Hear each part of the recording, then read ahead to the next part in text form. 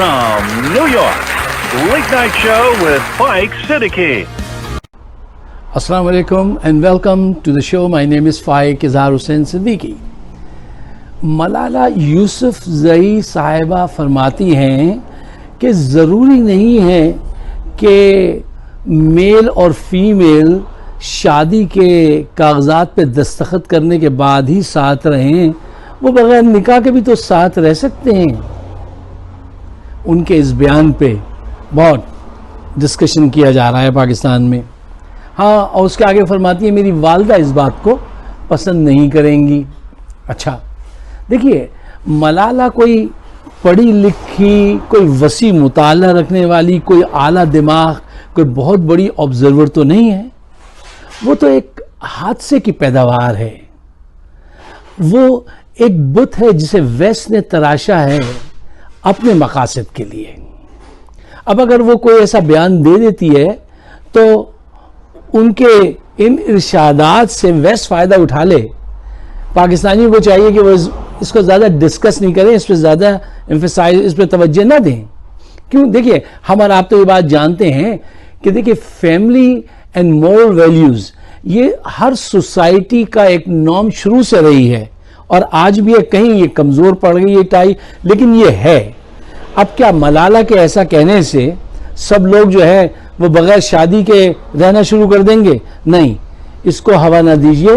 ये लड़की जो है ये इस काबिल नहीं है। आपको पता तो है कि इसको किसने तराशा है और क्यों तराशा है। हाँ, एक बात का ध्यान रखिए, जिन्होंने उसको तराशा उसका सबब क्या था?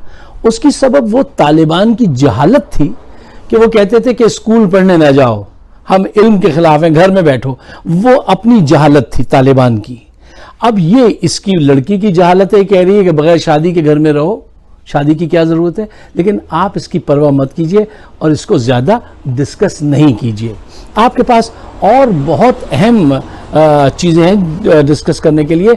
मसलन पाकिस्तान की जो सूरत हाल क्या है, आपके ड्रामा जो हैं, आपके टीवी पे दिखाने वाले ड्रामे वो क्या प्रोड्यूस कर रहे हैं, सोशल मीडिया किस बुरी तरीके से आपको हर्ट कर रहा है, आपके बिलीव्स को, आपकी सोसाइटी को। वहाँ पे कैसी कैसी तहरीकें पैदा हो रही हैं, मेरा जिस्म मेरी जान, और क्या कुछ नहीं हो रहा। उस तरफ तवज्जो दीजिए, वो ज़्यादा अहम बात है। जी, तो मैं आपसे ये अर्ज़ कर रहा था कि इस बात पे तवज्जो दीजिए कि सोशल मीडिया और आपके ड्रामे जो है वो आपकी सोसाइटी में क्या चीज़ प्रोड्यूस कर रहे हैं, ये आपको अच्छी तरह से मालूम है। मैंने पहले भी कई दफ़े गुजारिश की थी कि जो अच्छे सिंसियर लोग हैं उनको चाहिए कि वो इन तमाम ड्रामा राइटर्स को जितना भी मुमकिन हो सके उनको किसी बड़े अच्छे से होटल में बुलाइए, डिनर कराइए और उसके बाद उनसे कहिए कि अगर आप रोक नहीं सकते, कम से कम इसकी स्पीड को ही कम कर दीजिए। ये जो लव चीज़ें आप दिखाते हैं, ये जो किस किस्म की चीज़ें आप उसको प्रमोट कर रहे हैं, गे, लेस्बियन और रिलेशनशिप, बहुत सारी ऐसी चीज़ें हैं जिनको मैं आप समझते हैं, मैं क्यों मेंशन करूं। तो उनसे गुजारिश कीजिए, उनको हुक्म नहीं दीजिए, उनसे गुजारिश कीजिए कि देखिए हालात किस दर्जा इससे ख़राब होते जा रहे हैं और सोसाइटी का हर तबका इससे हर्ट हो रहा है। एक अभी रिसेंटली एक वाक़या हुआ, उस पर ज़रूर तवज्जो दीजिए। मैंने उस पर पहले स्क्रिप्ट लिखा, फिर मैं एक थोड़ी सी हेसिटेशन थी कि इसमें बहुत सारे ऐसे अल्फाज मुझे अदा करने पड़ेंगे, उसके अदा किए बगैर वो बात वाज़ेह नहीं होगी, तो मैं उसे रोक दिया था। लेकिन अब मलाला के बाद मैं उसको आपके सामने पेश करता हूँ। देखिए, अभी एयर ब्लू पे एक एयरलाइन है डोमेस्टिक पाकिस्तान में, उसमें क्या हुआ कि एक जोड़ा हवाई जहाज़ में आया, कराची से फ़्लाइट जा रही थी इस्लामाबाद गालिबन या लाहौर, और उसने बैठने के बाद बोसो किनार शुरू कर दिए।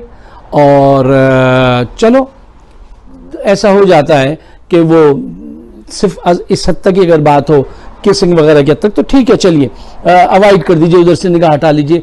लेकिन साहब उन्होंने आहिस्ता आहिस्ता वो ऐसे जज्बात में आए कि उन्होंने तमाम हुदूद पार करनी शुरू कर दी।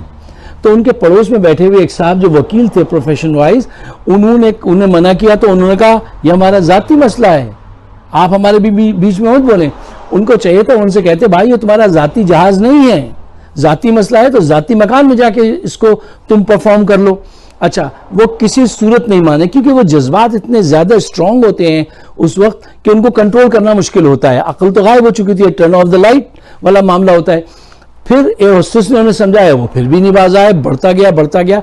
तो एयर होस्टेस ने क्या किया, एक ब्लैंकेट ला के दिया और उसने कहा आप ये ब्लैंकेट अपने ऊपर डाल लीजिए, फिर जो आप कर रहे हैं वो आप करते रहिए। अब ये कोई छोटी बात नहीं है, ये बहुत बड़ी बात है पाकिस्तान के लिए कि लोग अपने जज्बात पे इस दर्जा भी काबू नहीं रख सकते हैं कि वो पब्लिक में आके ऐसे काम कर रहे हैं। इसको रोका कैसे जाए, ये ज्यादा अहम बात है इन कंपेयर टू कि मलाला ने वोग मैगजीन में बात करते हुए ये कह दिया।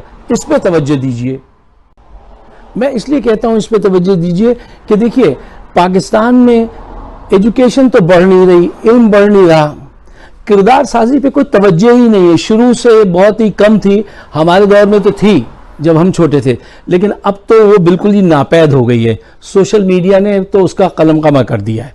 अच्छा, अब सूरत हाल ये है कि जब तक आपके पास मीडिया कंट्रोल में नहीं होगा आप कंट्रोल नहीं कर सकेंगे। एक तो वजह यह है।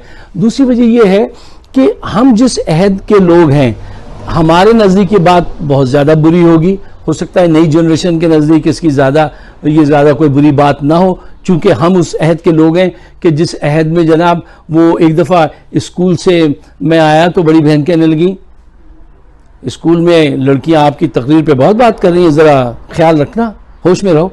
यार कुछ किया नहीं, इतना अब्यूजिव कंजर्वेटिव दौर है, उससे ये जहां पे आज आए हैं बीच में कोई ट्रांजिशन पीरियड ही नहीं देखा, ना ड्रामों के जरिए ना उसके जरिए, बस उससे निकल के एकदम इसमें आ गए। यानी एक अजीब व गरीब दौर था हमारा, जो दौर था कि मोहल्ले में घर में घर वाले, मोहल्ले के बुजुर्ग थे, वो नकवी साहब वो कह रहे हैं फाइक साहब ये आपने किस किस्म की आपके पैंट पहनी है, आप बहुत फैशन कर रहे हैं, देखिए आपके पायचे कितने बड़े हैं, ये आपके बाद मोहल्ले वाले भी टोक रहे हैं। हर वक्त एक गाइड, आप इसको कह दें, अब यूसुफ ना कहें, आप इसको कहें, गाइडलाइन हर वक्त मौजूद थी, ठीक है ना। आज के दौर में वो बिल्कुल नापैद हो चुकी है।